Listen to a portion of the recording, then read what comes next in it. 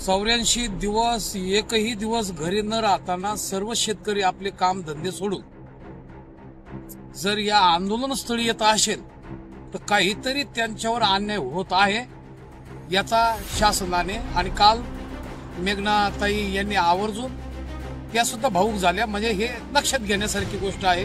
न्याय आणि राजहट्ट याच्यामध्ये थोडा फरक आपल्याला करावा लागेल।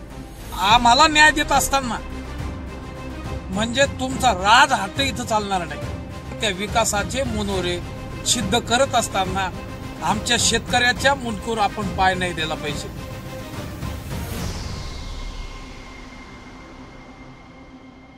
समृद्धी बाधित आमच्या धरणे आंदोलनाचा आज सर्व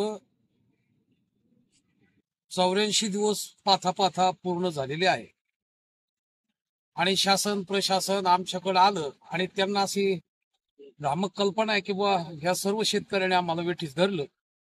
पण खरं पाहता एवढं पोटतिडकीने वेगवेगळ्या पद्धतीने लोकशाही पद्धतीने आम्ही आंदोलन करण्याचा जो प्रयत्न केला, 84 दिवस एकही दिवस घरी न राहताना सर्व शेतकरी आपले काम धंदे सोडून जर या आंदोलनस्थळी येत असेल तर काहीतरी त्यांच्यावर अन्याय होत आहे याचा शासनाने आणि काल मेघनाताई यांनी आवर्जून त्या सुद्धा भाऊक झाल्या। म्हणजे हे लक्षात घेण्यासारखी गोष्ट आहे। कारण आपल्या शास्त्रामध्ये न्याय आणि राजहट्ट याच्यामध्ये थोडा फरक आपल्याला करावा लागेल। कारण बाल हट्ट, स्त्री हट्ट आणि राजहट्ट, न्याय वेगळा आणि राजहट्ट वेगळा आहे। जसं आपल्या शास्त्रामध्ये कर्तव्य वेगळं आणि पुरुषार्थ वेगळा, गरज वेगळी आणि आवश्यकता वेगळी। आईची आणि बाईची सेवा जरी करावं लागत असत पण आईची सेवा ही आवश्यक सेवा आहे, कारण त्याच्या वाचून मुक्ती भेटणार नाही। आणि बाईची सेवा ही गरजेची सेवा आहे, कारण त्याच्या वाचून भाकर भेटणार नाही।